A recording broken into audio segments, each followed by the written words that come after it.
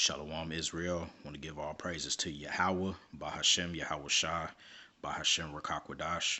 Want to give double honors to the apostles and elders across the four corners of the earth who are teaching in all sincerity. And want to also give double honors to the apostles and elders of Great Millstone, who I've been getting my teachings, learning, and edification from. Shalom to you, brothers. And also shalom and peace and blessings to the hopeful elect and the remnant of the Most High. All right. And this lesson is about the rumors of wars. Okay. And as you see here on the screen, there's an article that came out on the 22nd of April, 2020, and it says, "We will shoot them out of the water. President Trump doubles down on the threat to Iranian ships as tensions flare up." All right, so let's have a little bit of a read here, and then there's a video here that they provided based off what was said. And it says here, U.S. forces in Persian Gulf have been authorized to open fire on Iranian ships if they harass them at sea. President Donald Trump said as tensions between Washington and Tehran escalated even amid the COVID-19 pandemic. Now, Owens reporter Chanel Ryan asked President Trump if he's considering changing the rules of the engagement regarding Iran. President Trump earlier declared he had instructed the Navy to sink Iranian fast boats that harass our ships at sea. So I'm going to play this little short clip so we can see what he said. I was doing a great job. Thank you. Great job. Really good. OAN in the middle. Mr. President, thank you. Can we talk about Iran? You put out a message this morning making a rather big announcement for our military when it comes to Iranian aggression. Are you going to change formally rules of engagement for our U.S. military so that they can engage? We're covered 100%. We don't want their gunboats surrounding our boats and traveling around our boats and having a good time. We don't want them anywhere near our boats. And so you know the order I gave. I don't think I have to say it again, but I've given that order. Under the Obama administration, it was taking place all the time. Under my administration, I gave this order early on, and nothing happened. They were very nice. There was no problem. But then I noticed yesterday they did that in a much lighter form, but they did that again. I said, we're not going to stand for it. So if they do that, that's putting our ships at danger and our great crews and sailors in danger. I'm not going to let that happen. And we will. They'll shoot them out of the water.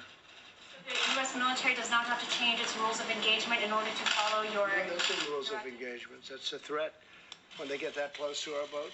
And they have guns. They have very substantial weapons on those boats. But we'll shoot them out of the water. Okay? And there you have it. So let me just turn this off real quick so we don't get distracted. So basically, there's a picture of one of the fast boats that he was referring to with the vast majority of weapons on the ships, as you can see there in that picture. Now, this just goes on to talk about what it basically reiterates what he was saying through that video. So we really don't need to dive too much into that. But nonetheless, this is prophesied. The scriptures tells us that nation will rise against nation and kingdoms against kingdoms, during the latter days. So I just want to touch on this, and we're going to go straight to the scriptures to bring it out, because I don't want to keep this too long. I want this to be short, straight to the point. I'm going to bring your attention to the book of Matthew, chapter 24, verse 4, and it says, "And Jesus, who the world ignorantly calls, but his name is Yahweh Shai, answered and said unto them, Take heed that no man deceive you." Verse 5, "For many shall come in my name, saying, I am Christ, and shall deceive many." Verse 6, "And ye shall hear of wars and rumors of wars. See that ye be not troubled, for all these things must come to pass, but the end is not yet." Verse 7, "For nation shall rise against nation, and kingdom against kingdom.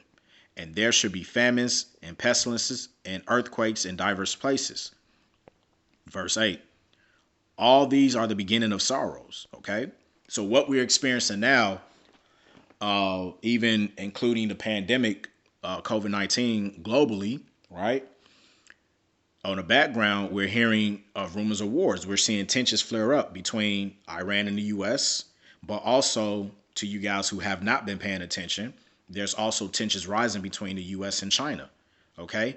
If you don't know, the U.S. has sent military ships out towards the South Pacific of Asia this past weekend to help Malaysia, the borders of Malaysia, because China is in the borders of the water, flexing their military power on Malaysia as the little guy. And so we've sent troops out there among in help of Malaysia because Malaysia called upon our help. And you can look this up. This happened this past weekend, but see, the media, they don't want to put it out there because they know, okay? And tensions are rising. And every time a move gets made, the Most High will make his move. This is all chess being played out to the full force, okay? And as we see here, Matthew 24 is telling us the rumors of war, but be not troubled because all of these things must come to pass, okay? And what does it mean to come to pass for you simple-minded people out there? Meaning that it's going to happen, it's going to take place, okay? Now, before that happens, we got to jump to Revelation 7:1, okay? We get straight to the point. This is the book of Revelation, chapter 7, verse 1. And after these things, I saw 4 angels standing on the 4 corners of the earth, holding the 4 winds of the earth, that the wind should not blow on the earth, nor on the sea, nor on any tree. What is it talking about? That wind is talking about the destruction that's going to come on the earth, mainly America, aka Babylon the Great. Okay? Because when the Most High sends his son Yahushua back with the chariots, amongst World War III, which is the nuclear destruction of America, they're going to take part, and they're also going to add on to that destruction. But they're going to use the other nations to come against Babylon the Great, and you can read about that in the Apocrypha, Second Esdras, starting at chapter 15. Okay, and it tells you what's going to happen. Now, let's drop down to verse 2. And I saw another angel ascending from the east, having the seal of the living God. And he cried with a loud voice to the 4 angels, to whom it was given to hurt the earth and the sea. Why is it saying to hurt the earth and the sea? Because this place has to be destroyed. Okay. Babylon the Great has to be destroyed. Okay. Now you might say, to you simple-minded Christians out there who don't know nothing, why is America being called Babylon the Great? Okay. Because if you studied and understand scriptures, but not just the scriptures alone, if you've actually studied history in general, okay, Babylon was known for its wickedness, okay? That's where you get these other gods. That's where you get these other pagan traditions, Salakia. That's where you get homosexuality. That's where you get worshiping witchcraft, all the wickedness. Then that carried on, right? That carried on to the Greeks. That carried on to the Assyrians. That carried on to the Romans. Okay. And then America took after that. The mother of all harlots. Why is it called the mother of all harlots? Because what in America portrays for it to be Babylon the Great? Well, I'm going to give you a couple examples. If you look at Hollywood, Hollywood worships satanic rituals. Okay. They worship the Baphomet. Okay. If you look at Hollywood, everything has to do with worshiping the Baphomet. Okay. Now, if you look at Washington, D.C., all of Washington, D.C. is based upon the Roman Empire. When you look at the White House, when you look at some of the monuments, they have Roman columns. Okay. All of their infrastructure resembles back to the Roman Colosseums. Okay. If you look at sports stadiums, okay, if you look at sports stadiums, right, a lot of the sports stadiums represent the old traditional Roman Colosseums. Okay, so everything that America is built off of today comes back from the olden ancient Roman days when the Roman Empire used to rule. Okay, that's why they call it spiritual Egypt. Okay, because Egypt, okay, Babylon, okay, the Pharaoh, the pyramids. Look, if you look on the American dollar, okay, why does it have the pyramid at the back? Okay, this is spiritual Egypt. This is spiritual Sodom and Gomorrah. Okay, if you want to go further than that, what has America in the last 6 to 7 years done upon? They've made it legal for same-sex marriages. But yet, here you are, a country that says, God bless America, and that God watches over America, but yet you go against the scriptures because the scriptures doesn't tell you to marry the same sex. All right, so that's how we know that America is spiritually Babylon the Great, because it takes after Babylon the Great in terms of its customs and traditions. Okay, so that's just a little lesson. That's just a little bit of lesson right there. But I'll dive into another video explaining that in more detail. Here's the point. Verse 4, and I heard the number of them which were sealed, and there were sealed 144,000 of all tribes of the children of Israel. Now, let's think. We just read in Matthew 24:4-7 that nation shall rise against nation, kingdom against kingdom. Okay, there's going to be a war, but before that war breaks out, here in Revelation, it's saying when the angels come to add on to that destruction, meaning the four winds, they're holding back the four winds for a reason, because they need to first seal off the elect. Okay? Now, obviously, the elect has yet to be sealed, because war would have already broken out right now. What's stopping President Trump from launching a missile? What's stopping China from launching their missiles? What's stopping Iran from going after America? Okay, the angels are over there right now, playing chess moves among the nations. Okay, they're stirring up things for a reason, because they're preparing. The kingdom of heaven is nigh. Okay, it's almost time for us to transition into the rulership of Yahweh Ba'ashem Yahweh Shai. All right, now we have to think. Let's go to the book of Luke, chapter 21, verse 24. And it says here, and they shall fall by the edge of the sword, and shall be led away captive into all nations, and Jerusalem shall be trodden down of the Gentiles until the times of the Gentiles be. Now, to you simple people out there, right? This verse is talking about the nation of Israel falling by the edge of the sword and being led away by their captivity. Okay, now the reason being is because in the book of Deuteronomy chapter 28 from verse 15 to 68, it tells you that the children of Israel will be led away and led away by into captivity by their enemies. They will have yokes of irons and chains around their neck.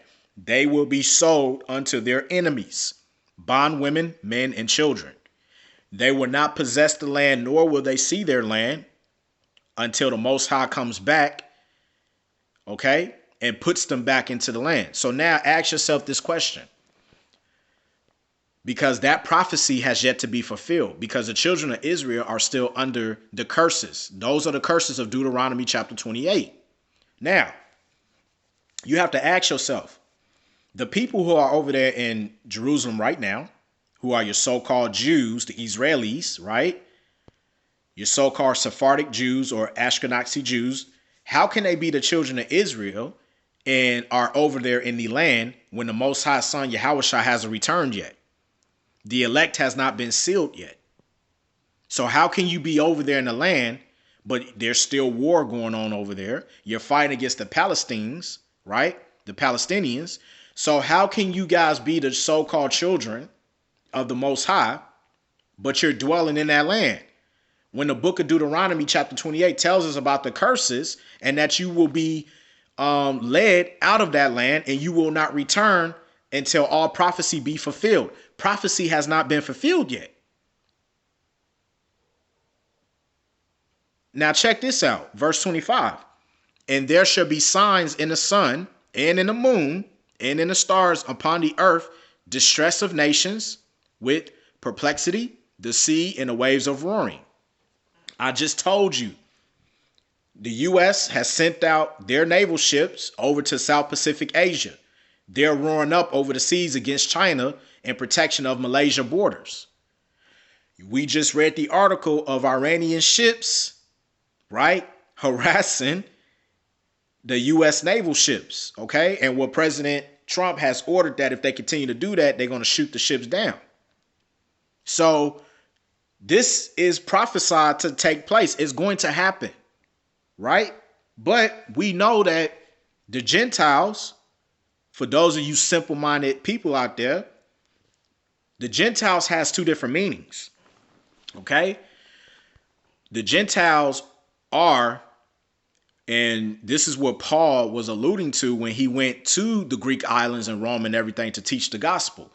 When the Greeks took away the children of Israel, held them into captivity, the children of Israel fell from the law, statutes, and commandments of the Most High. So they went and took on the traditions of the Greeks. Okay? Now, Gentile, I'm going to show you guys so you understand.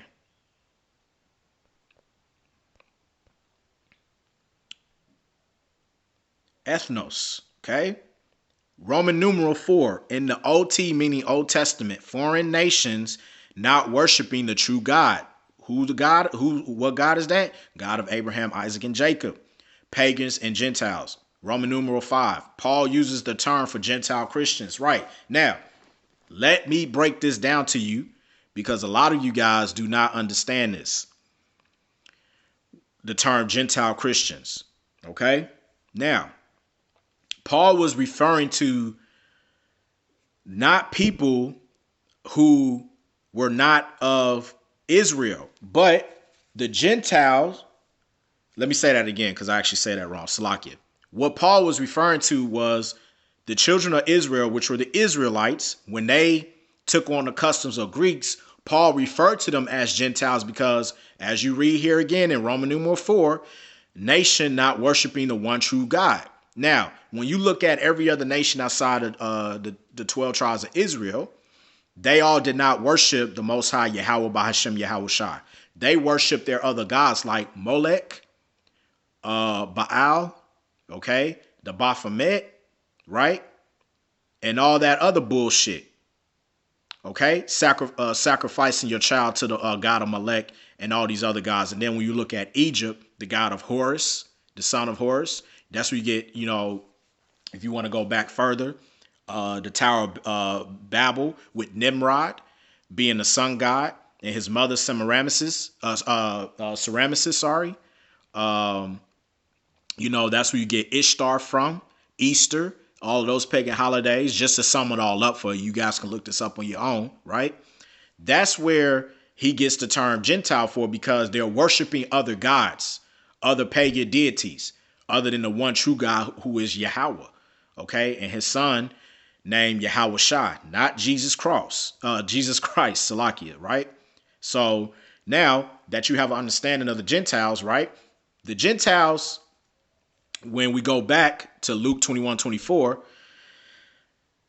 and they shall fall by the edge of the sword and shall be led away captive into all nations, and Jerusalem shall be trodden down of the Gentiles until the times of the Gentiles be fulfilled. Well, the times of the Gentiles have been fulfilled because the Gentiles are those damn idiots, Sephardic Jews and Ashkenazis who are over there in the land right now. They are not the Jews. They are the Gentiles.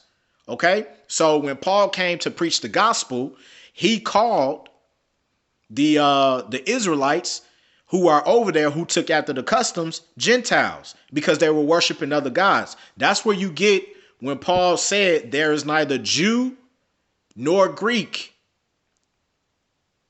Okay? There is neither Jew nor Greek. That's where you get the term. That's what the actual term meant, because the Israelites, right, who were brought up in the Greek traditions, they turned away from the one true God of Abraham, Isaac, and Jacob, and they started worshiping those pagan gods.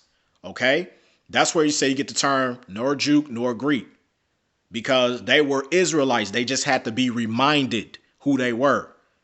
Okay? That's why the scriptures were written in Greek and translated in Greek and Latin, because when Paul went over there to the Greek islands, Roman and Cyprus and all of there, right? He knew Greek. He had to speak in that native language of theirs to open up the minds of the Israelites, right? Who lost their ways unto the Gentiles. That's why they were called Gentiles.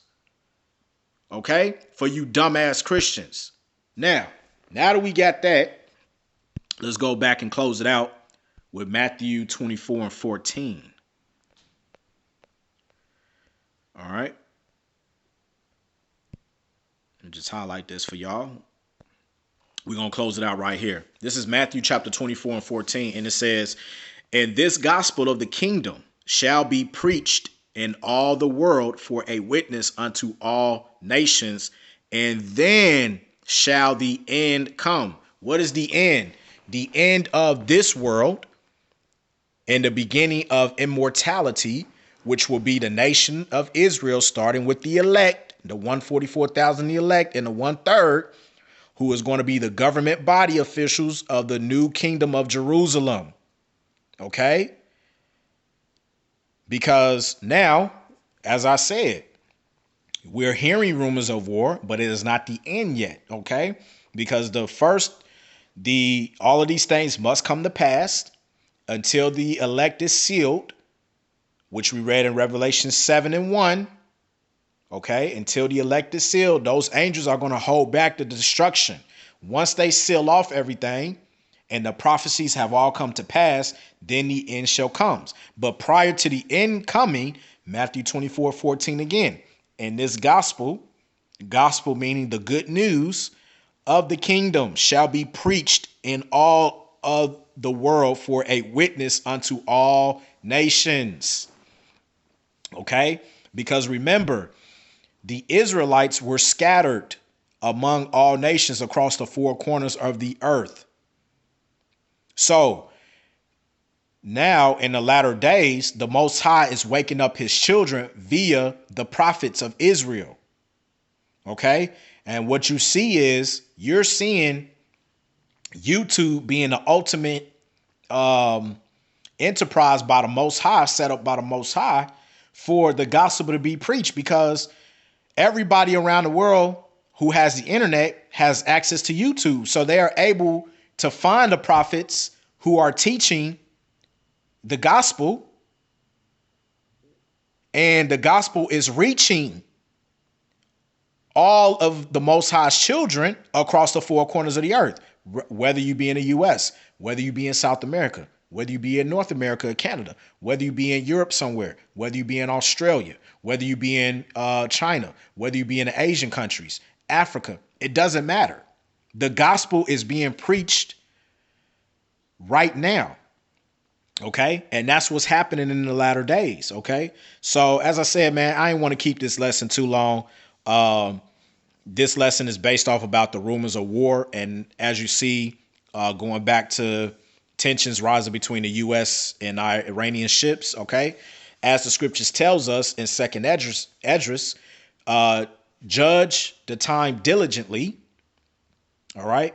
And I want to get that for you. We'll close on that. Matter of fact. All right. Let's close on that. Right. Because the scripture says prove everything. Right.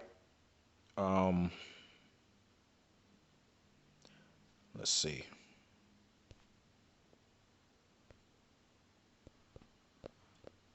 I want to get that for y'all.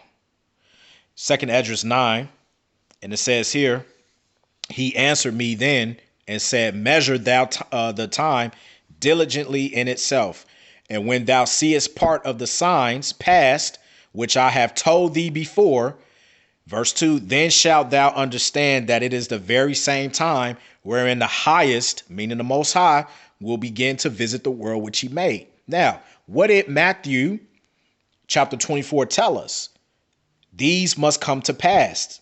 These times must come to pass, meaning the rumors of war and everything else. Now, Second Esdras 9 tells you, and when thou seest part of the signs past, meaning everything that the Most High said will happen has come to pass, which he has told you, which I have told thee before, then shalt thou understand that it is the very same time wherein the highest will begin to visit the world. So now we're seeing all of the signs that has been prophesied coming to pass right before our eyes. That is the sign that you must be well aware. The Most High is coming to visit. He is coming to pay us a visit. All right. So with that being said, I hope you brothers and sisters were edified sincerely. OK, shalom to the hopeful elect of Israel, the 144. And I prayed to the Most High that everything speeds up, man, so we can get out of here. We almost there. All right. We almost there, man. Stay fast in prayer. Rejoice in his coming. OK. and be not weary of your heart, man. Okay? All right? So with that, I want to say all peace and blessings to you guys out there, brothers and sisters in the truth. Shalom.